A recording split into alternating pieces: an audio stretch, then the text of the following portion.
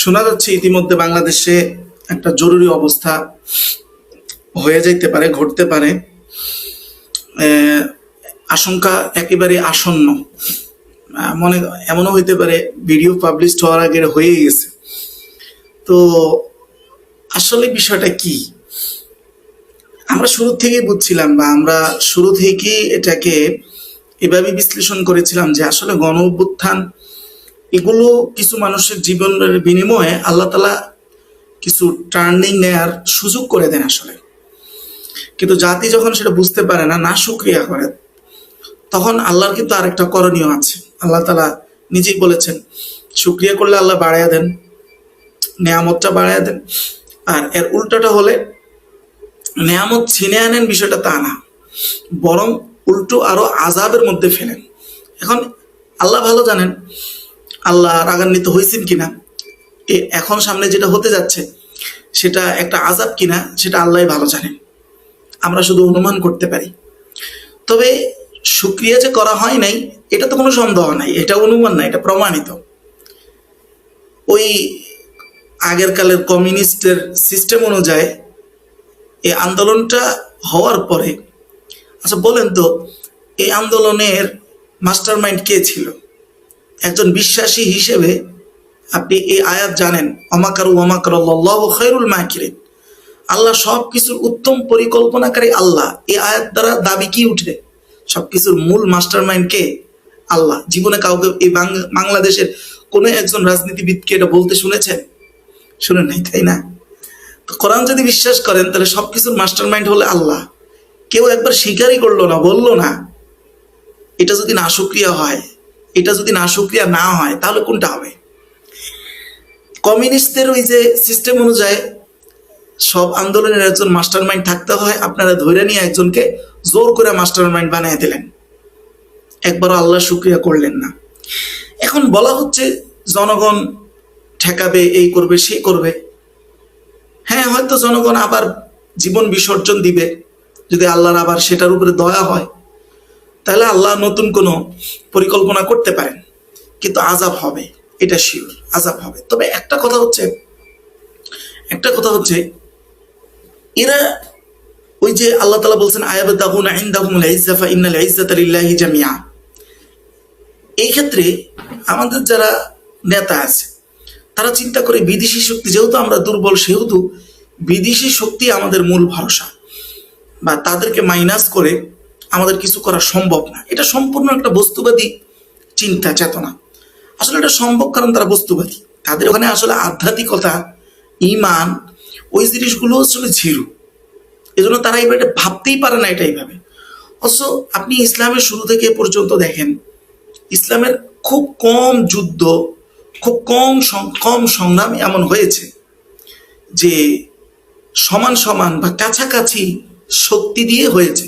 আর শুধু আমাদের এই গণ অভ্যুত্থানের কথাটাই বলেন না, যে এখানে আসলে একটা পর্যায়ে হয়তো অনেক মানুষ রাস্তায় নেমে এসেছে, আউট অফ কন্ট্রোল হয়ে গেছে, কিন্তু শুরুটা সামান্য মুষ্টিময় কিছু ছাত্র কত বড় একটা শক্তির বিরুদ্ধে তারা দাঁড়ায় গেছে, কিন্তু শেষ পর্যন্ত এটা সফল হয়েছে। যেভাবেই হয়েছে সেই জায়গায় আল্লাহকে মাস্টার মাইন্ড তো কেউ বললোই না, এরা বিশ্বাসও করে না। এরা শুধু বস্তুবাদী বিশ্লেষণগুলো করে যে ওইটার কারণে ওটা হয়েছে, ওইটার কারণে ওটা হয়েছে। সব কারণের মূল কারণে তারা কখনোই বুঝতে পারে না।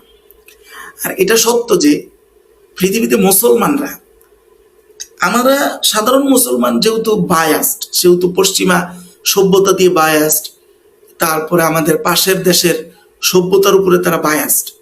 তো তারা আসলে এভাবেই চিন্তা করে, কিন্তু তাদের এই চিন্তাটা নিতান্তই ভুল। এই 54 বছরও তাদের এই চিন্তাকে ভুল প্রমাণিত করেছে। এটা 54,000 বছর গেল, এটা ভুল প্রমাণিত হবে। আল্লাহর কোরআনই সত্য হবে, রাসূলুল্লাহর ভবিষ্যৎবাণী সত্য হবে। এখানে একজন মুসলমান হিসেবে আপনি ইসলামের ইজতেহারের বাহিরে গিয়ে আপনি মনে করেন ইজতেহার শুধু জনগণের সামনে দিবেন না, আপনার ইজতেহার আল্লাহর সামনে দেওয়ারও আছে। আল্লাহ রোড ম্যাপ ঠিক করবেন। আসলে এইভাবেই হয়ে আসছে। আজকে পাকিস্তান, তারা দেশভাগ হয়েছিল প্রথম ইসলামের নামের উপরে, যে ইসলামী রাষ্ট্র হবে, কিন্তু হয় নাই। আজ পর্যন্ত পাকিস্তান স্থির হইতে পারছে? হইতে পারে নাই, কোনোভাবে হইতে পারে নাই। এই মুহূর্তে পাকিস্তানের, যদিও তারা, হ্যাঁ আপনি যদি বলেন সমরাস্ত্রের দিক থেকে পাকিস্তান কিছুটা উন্নত হয়েছে, সেখানেও আপনি দেখেন কোনো না কোনোভাবে এতটুকু উন্নতির পিছনে ইসলামী চেতনায় কাজ করেছে। পাকিস্তানি সাধারণ জনগণের, আলেমদের বা সাধারণ সিভিল সোসাইটির ইমানি চেতনা আমাদের চাইতে অনেক বেশি, অনেক বেশি। কিন্তু শাসক গোষ্ঠী তারা এটার থেকে অনেক দূরে। তাও আমাদের দেশের নেতাদের চাইতে আগে, আমাদের দেশের নেতাদের চাইতে আগে। ওখানে তো গাজওয়াতুল হিন্দ এই শব্দটা উচ্চারণ হয় সরকারিভাবে, আর এখানে এটা সরকারিভাবে জঙ্গি শব্দ বলে মনে করা হয়। বাস্তব, এটা বাস্তব। কেন আমাদের নেতাদের এই অবস্থা? আসলে কথা হচ্ছে কি, ওই যে সূরা হাশরের 19 নং আয়াতে আল্লাহ তাআলা বলছেন না, ওয়ালা তাকুনু কাল্লাযিনা নাসুল্লাহ ফাআনসাহুম আনফুসাহুম। আল্লাহ আমাদেরকে বলছেন তোমরা তাদের মতো হইও না যারা আল্লাহকে ভুলে গেছেন, আর ফলস্বরূপ আল্লাহ তাদের নিজের আইডেন্টিটি ভুলে দিয়েছেন। এজন্য তো আমরা বুঝতে পারি না আমরা আগে বাংলাদেশি, এই পরিচয় আমাদের আগে, না আমাদের ইসলামের পরিচয় আগে। আল্লাহ ভুলে দিয়েছেন তো আইডেন্টিটি, আপনি বুঝতে পারবেন না। এটাই বাস্তবতা। মূল কথা যেটা, সেটা হলো যে শাইখে সরমনে একটা কথা বলছে, চমৎকার কথা, ওনার বাবার সম্ভবত বক্তব্যটা বিএনপিকে নিয়ে বলছে আর কি। ওনারা, আমরা মনে করি না যে বিএনপির সবাই বামপন্থী বা বিএনপিতে ইসলাম প্রিয় মানুষ নাই। তবে আপনি মূলনীতি খেয়াল করতে হবে। মূল বিষয়টা হচ্ছে কি জানেন, শাইখে সরমনের যে কথাটা, সেটা হলো মুদ্রার এই পিঠ ওই পিঠ, মানে আওয়ামী লীগ বিএনপির কথা আপনি এরকমটা বলেছেন। মূল বিষয়টা হচ্ছে কি জানেন, আসলে সত্যের পথ একটাই, সত্যের পথ একাধিক না। আবার সেটা বাঁকাও না, সেটা সোজা। হ্যাঁ, সেটা আঁকা বাঁকাও না, সেটা সোজা, তীরের মতো সোজা। আবার পথও একটা। বাকি যা আছে সব পথই ভুল, কিন্তু কিছুটা পার্থক্য আছে। একটা হলো সোজা জাহান্নামের পথ, আর একটা আঁকা বাঁকা জাহান্নামের পথ। এই দুই পথের মধ্যে পার্থক্য কতটুকু জানেন? পার্থক্য হচ্ছে যে একটাতে 10 মিনিট আগে জাহান্নামে যাবেন, আর একটাতে 10 মিনিট পরে যাইবেন। যেহেতু পথ আঁকা বাঁকা, পথের আয়ত্ত বেশি। অর্থাৎ আমরা কিছু আছি আসলে মূলনীতিতে ইসলামেরই বাহিরে, যেখানে আল্লাহ তাআলা স্পষ্ট বলতেছেন ওমাল্লাম ইয়াহকুম, সূরা মাইদার 44 নং আয়াতের শেষ অংশ, ওমাল্লাম ইয়াহকুম বিমা আনজালাল্লাহু ফাউলাইকা হুমুল কাফিরুন।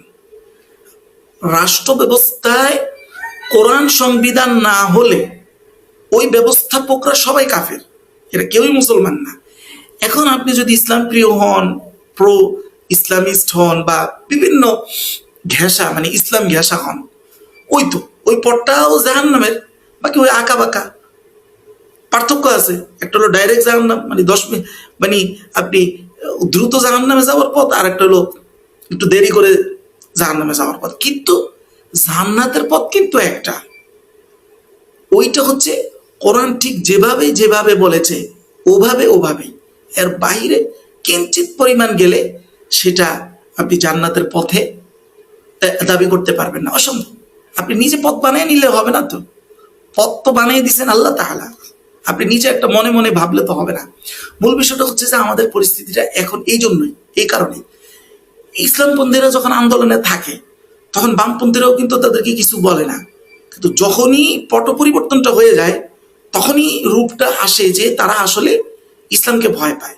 এদেশের কোটি কোটি মানুষ ইসলামকে ভয় পায়। তো ইসলামের সাথে আপনি গাদ্দারি করে, আপনি একজন মুসলমান হিসেবে বিশ্বাস করেন কিনা আমি জানি না, যে সব কিছুর ইশারা আল্লাহর পক্ষ থেকে আসে।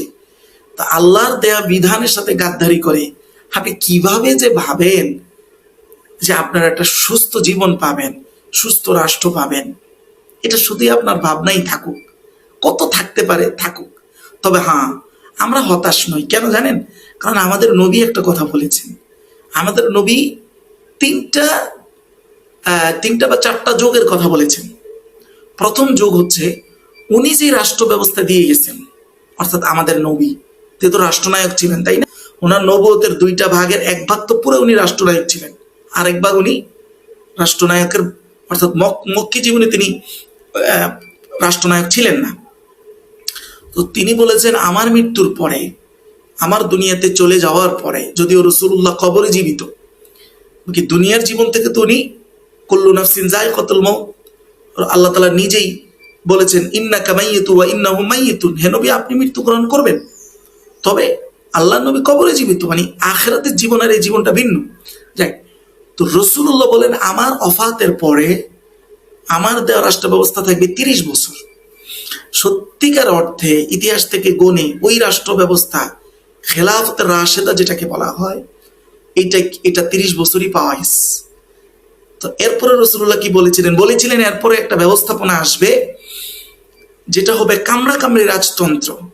পৃথিবীর ইতিহাস সেটাও প্রমাণ করেছে। তার শেষটা ছিল উসমানী খেলাফত, সেটাও ইসলামিক ইজতিহাদের উপরেই ছিল, কিন্তু 100% নবুয়ত সিস্টেমে না, একটা রাজতান্ত্রিক সিস্টেমে। পৃথিবীতে একই সময় কয়েক জায়গায় খেলাফত ছিল, কয়েক জায়গায় ইসলামী আপনার সাম্রাজ্য ছিল। এক সাম্রাজ্য আরেক সাম্রাজ্যের ছিল না, বরং একে অপরকে ডমিনেট করার চেষ্টা করতো। এটাই রসুল বলেছেন কামড়া কামড়ি। তারপরে রসুল বললেন যে এরপরে আসবে জুলুমের কালো অধ্যায়, যেটার মধ্যে আমরা আছি। আমরা হতাশ না কেন জানেন?